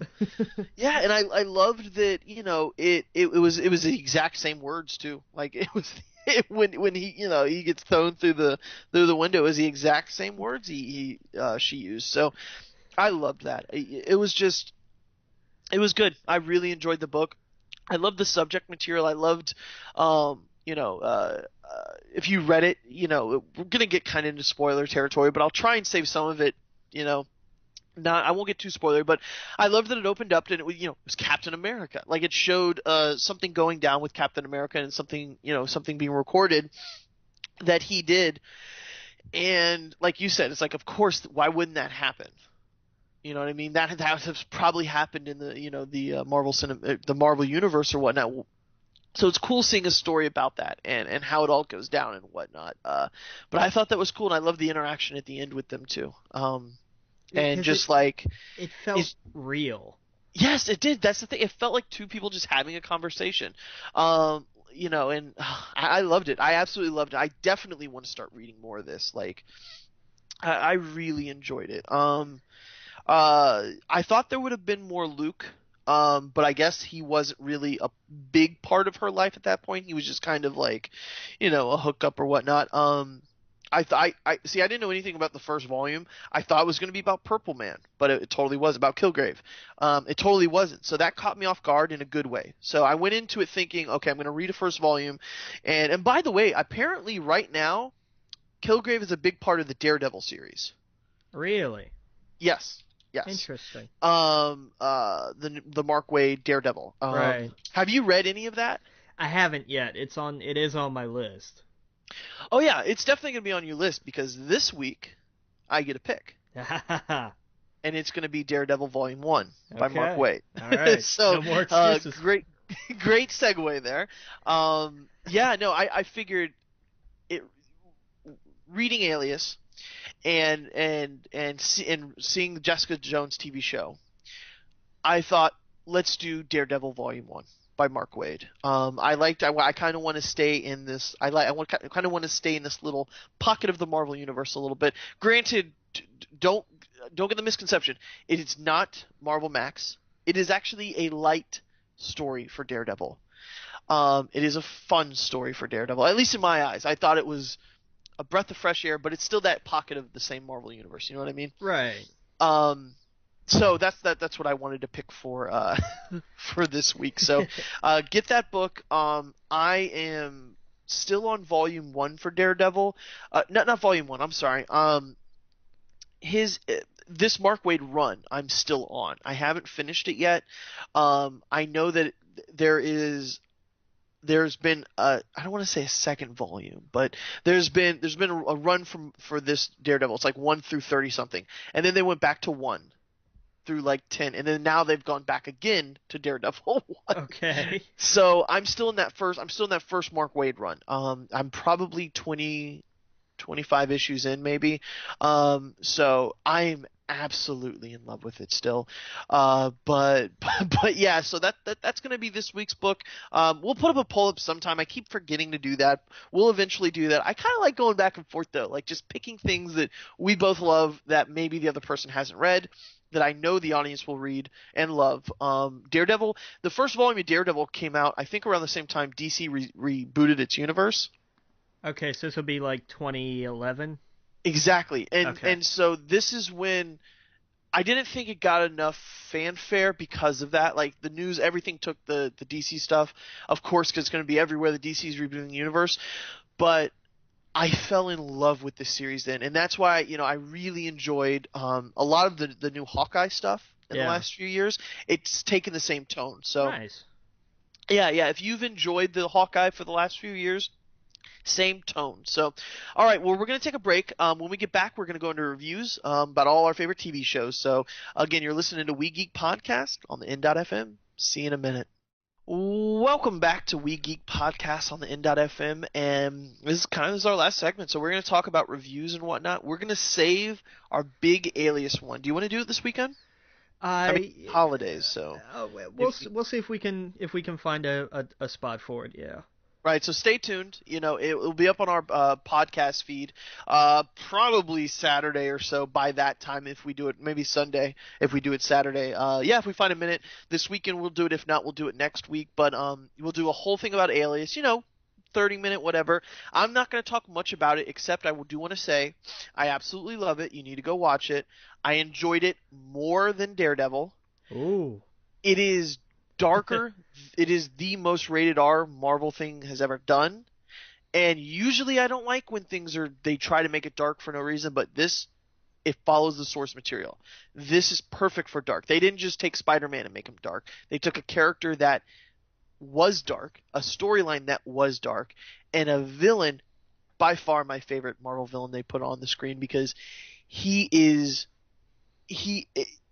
power is not realistic. You know what I mean? His power is mind control is not realistic.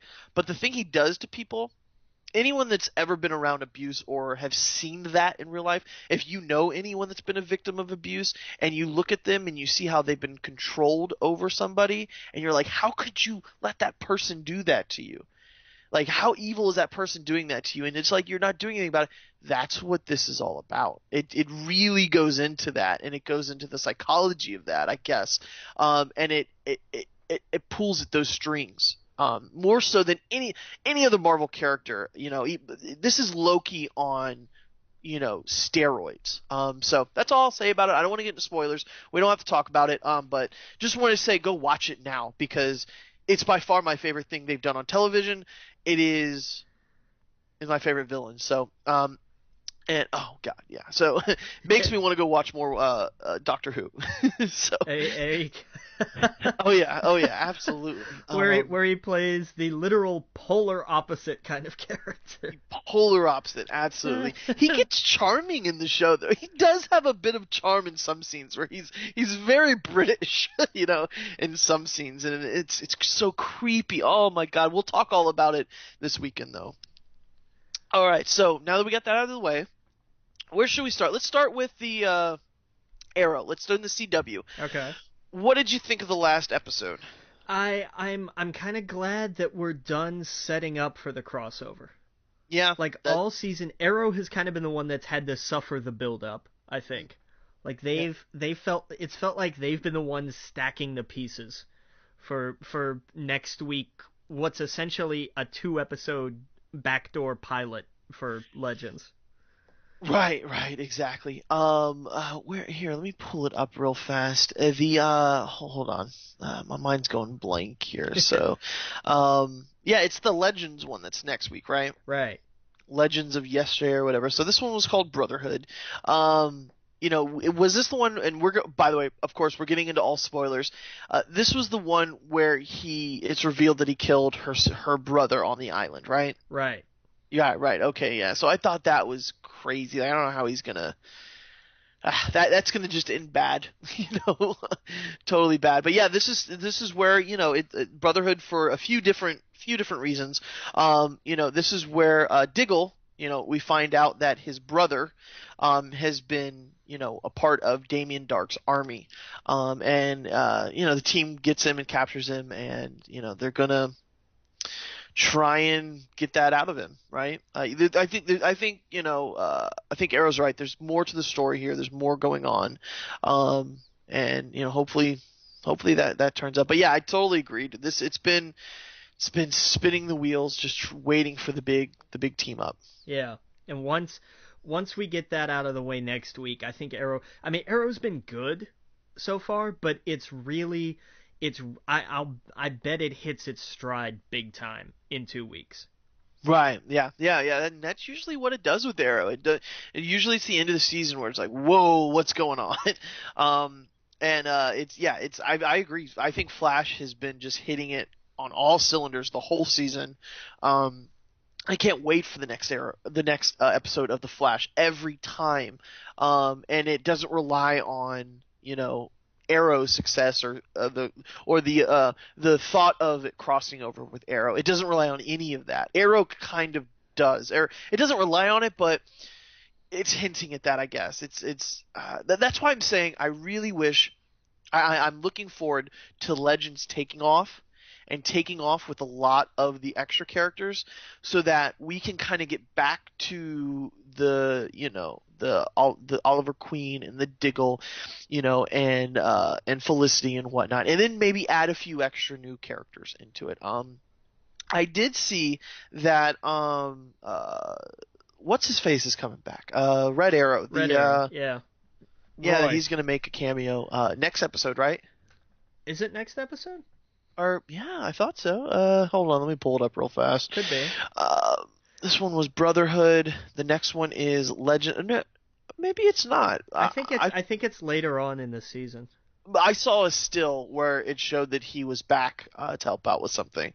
Oh, dude, the next episode, first thing I saw, yeah, all these. Oh, I can't wait till all these characters are all playing together. Yeah, dude, I can't wait. All right, so yep, that was Arrow. I didn't see Ash and the Evil Dead. I need to catch up with that. I love this show. I'm just gonna say it, man. I love this show. What was it about? They went to see. I can't remember the guy's name, but the guy that he worked with. Okay. I can't remember his name. They went to see. I think it was his uncle, who was a kind of like a witch doctor. Mm-hmm. That was the idea behind it. It was a good. I don't want to really get into it, but just I love. Yeah. I love the show. Well, there was really nothing this week. There's nothing coming up because of the holiday, so I'm gonna be able to catch up on my backlog for sure. That was kind of one that fell to the wayside, unfortunately for me. That one and another one, Gotham. What happened on it? I was gonna ask you, man. I missed like I had it cute. I had it set up. I was gonna watch Doctor Who and then Gotham, and I watched Doctor Who and time got away from me, and I didn't get to Gotham this week. Yeah, same here. Honestly, Battlefront, like I hate to say that, but that game is so much fun. I got lost in time, like I said, my buddy that like really got me into PC gaming. We've always kind of been friends. Every once in a while we text each other and stuff like that. But when we were able to sit down and just have a chat and it was like this is cool. This is Star Wars again. We start talking about the films, what we want to happen. We start talking about the game, what we want in the game. I know I'm probably going to get chased down the street by saying this. You know what I want from Battlefront? I shudder to think. If you say Gungans, I will personally. Yes. No. Yes, I want Gungans, I want Ewoks, I want Wookiees, I want these other alien races. Granted, yes, the Gungans in Episode 1, everyone hates that stuff. I want it in the game. I want to fight on Naboo and I want to shoot at Gungans. I want to be an Ewok and shoot at stormtroopers. Tell me you wouldn't want to do that. I would be okay with that. Like it would I'm be fun. Yeah, I'm all for introducing. Make them their own. Make them their own. Exactly. Their own side. They can have their own class in each one. Yeah, dude. I'm telling you, man. This is just a big toy box. You know what I mean? There's no story in it, so who cares if they're in there? They're fun characters. It would be different because I don't like that you have all of these things to unlock and it's like Asian lady with long hair, black lady with long hair, white old white guy with long hair. Like it's just okay. That's not fun. And then you get down all the way to the bottom and it's like Twi'lek, or however you pronounce it. Yeah. You got a few different kind of races, and that's it. And so I'm like, no, I want more. I want to be an Ewok running around shooting at a Wookiee. I don't know. So we'll get back with it. Sorry, I got sidetracked there. How was Doctor Who, man? Man, you gotta catch up. Yeah, I'm actually gonna be jumping back to the David Tennant stuff. Yeah.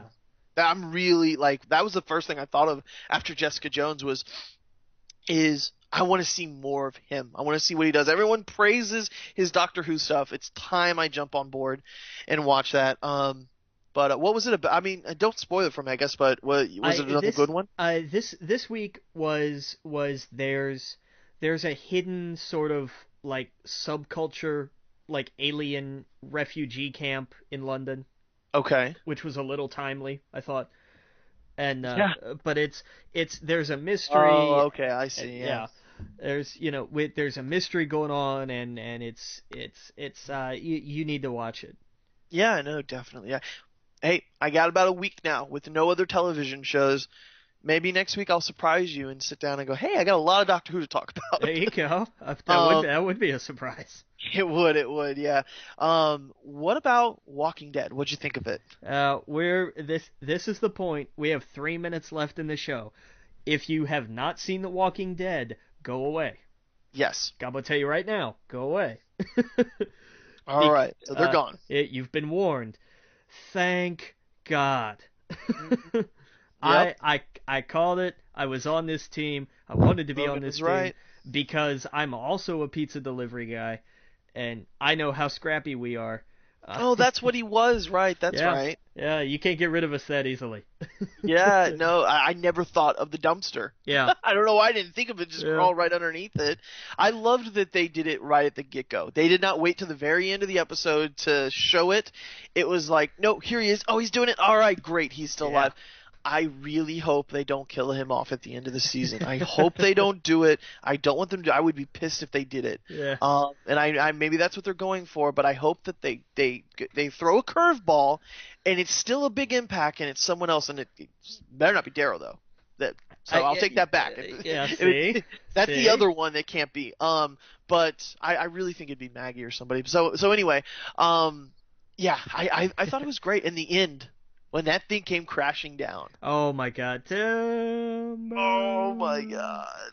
Oh, I thought that it was a little slow in the middle of the episode. Yeah, not gonna lie, it was a little slow in the middle. I think we Yeah. were just happy that everything was going right in the episode. It was like, oh, something really bad could happen, but it was okay. Oh, hey, everything's working out. Everything's coming up Millhouse. Um, and then just a tower comes crashing down, and Yeah. their world is just turned upside down. And this is the moment that Rick was warning them all about. Like, this can happen at any time, and we all know, watching The Walking Dead, anything can happen. Yeah. Yeah. Ken, I love Rosita. We need more and more of her. Oh, God, She sorry. scared the hell out of Eugene, man. That was great. Yeah, I loved that. Oh man, she's gorgeous. But yeah, okay. So, well, that's enough. We've talked all about our reviews. So again, of course, thank you for listening. We can't thank you guys enough. I mean, we've done like 36 36 episodes now. So if you're still with us, we love you. Go to our Facebook page. It's We Geek Podcast. There's 2 of them. There's one where you can chat and post stuff in. There's one that you can like, and so go like it and go chat. Our email address is wegeekpodcast@gmail.com. Should be changing soon. Gotta talk to some people about that. But our Twitters is at wegeekpodcast, at Adam Estep, and at The Logan Witt, WITT. There you go. Sorry about that. My PlayStation handle is AddYaddyAdam, AddYaddyAdam, and my Xbox Live, add me now, or follow me, or whatever it's called. It's AddYadam, AddYadam. I gotta change that soon. But yeah. So I don't know if you want to give yours out or not, but yeah, man. So that's it. Again, you're listening to We Geek Podcast. We love you. We'll see you next week, Captain. Captain.